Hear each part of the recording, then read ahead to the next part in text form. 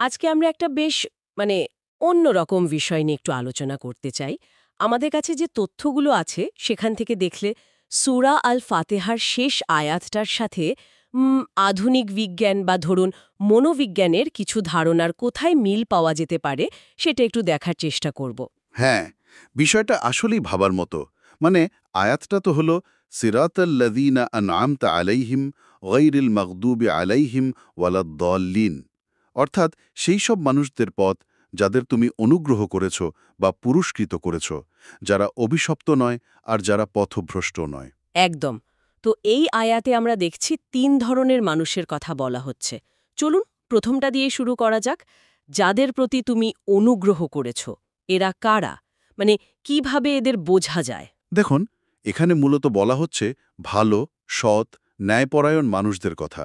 এখন যদি আমরা বিজ্ঞানের দিক থেকে দেখি, এই ধরনের মানুষদের মস্তিষ্কের প্রিফ্রন্টাল কর্টেক্স, মানে ব্রেনের যে অংশটা আমাদের বিচার বুদ্ধি, পরিকল্পনা, সিদ্ধান্ত নেওয়ার ক্ষমতা এসব নিয়ন্ত্রণ করে, সেটা বেশ সক্রিয় থাকে। ও আচ্ছা। হ্যাঁ, আর যখন আমরা ভালো কাজ করি, ধরুন নিয়ম মেনে চলি বা কারো উপকার করি, তখন শরীরে কিছু নিউরোট্রান্সমিটার যেমন ডোপামিন, অক্সিটোসিন এগুলো বেরোয়। হুম।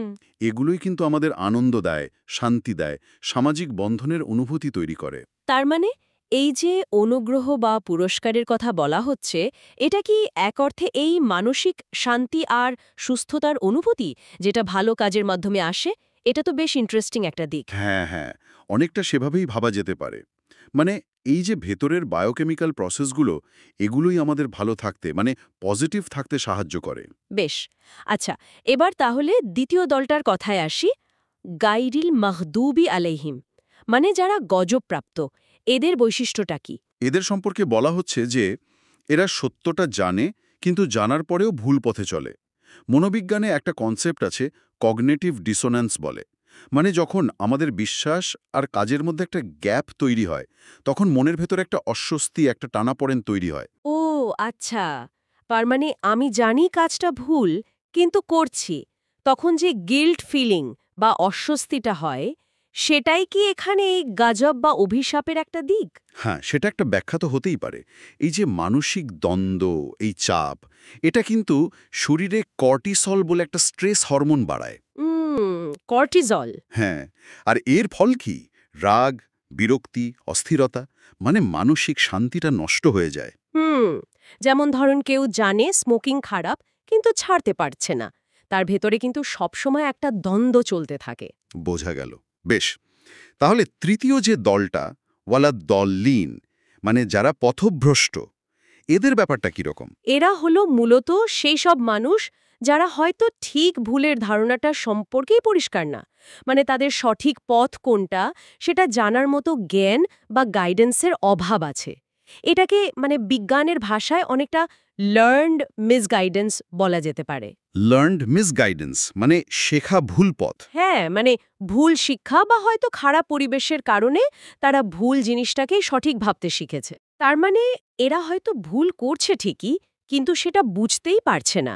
তাদের মধ্যে হয়তো আগের দলটার মতো ওই মানসিক দ্বন্দ্বটাও সেভাবে কাজ করছে না। ঠিক তাই, একদম। তাদের জীবনে হয়তো অনেক সমস্যা আসছে, কিন্তু তারা কারণটাই ধরতে পারছে না। কারণ তাদের কাছে হয়তো ওটাই স্বাভাবিক পথ, ওটাই ঠিক পথ বলে মনে হচ্ছে। এখানে মূল সমস্যাটাই হলো দিক নির্দেশনার অভাব।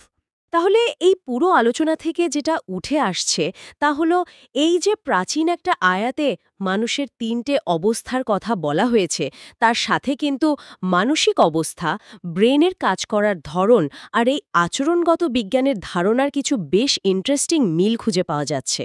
হ্যাঁ, এবং ব্যাপারটা হলো একদিকে যেমন ধরুন ধর্মীয় বা আধ্যাত্মিক পারবশ্য আমাদের একটা সঠিক জীবনযাপনের গাইডেন্স দেয়, অন্যদিকে বিজ্ঞান চেষ্টা করে ব্যাখ্যা করতে যে সেই পথে চললে বা না চললে আমাদের মন আর শরীরে আসলে কি ঘটে। দুটোকে একসাথে দেখলে কিন্তু বোঝা যায় ভালো থাকার জন্য সচেতন সিদ্ধান্ত, সঠিক জ্ঞান আর একটা ভালো পরিবেশ এগুলো কতটা দরকারি। তাহলে মুদ্রাপথা এটাই দাঁড়াচ্ছে যে সূরা ফাতেহার এই শেষ আয়াতটা শুধু একটা প্রার্থনা নয়, বরং মানুষের সাইকোলজি আর আচরণ নিয়ে একটা গভীর ভাবনাও এর মধ্যে আছে। আর তার একটা ছায়া আজকের দিনের বৈজ্ঞানিক আলোচনাতেও পাওয়া যাচ্ছে। এটা কিন্তু সত্যিই ভাবনার মতো। একদম। আর এটা আমাদের এটাও ভাবতে সাহায্য করে যে বিশ্বাস আর যুক্তি এই দুটো জগতের বোঝাপড়া কিভাবে একটা সুস্থ ব্যালেন্সড আর অর্থপূর্ণ জীবন গড়তে সাহায্য করতে পারে, একে অপরের পরিপূরক হতে পারে।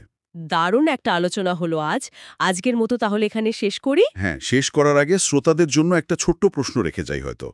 আমাদের রোজকার জীবনে নিজের মধ্যে বা চারপাশে আমরা এই ৩ ধরনের পথের প্রতিফলন ঠিক কতটা দেখতে পাই? আর সঠিক পথটা চিনে নেয়ার জন্য আমাদের নিজেদের সচেতন চেষ্টা সেটা ঠিক কতটা জরুরি বলে মনে হয়?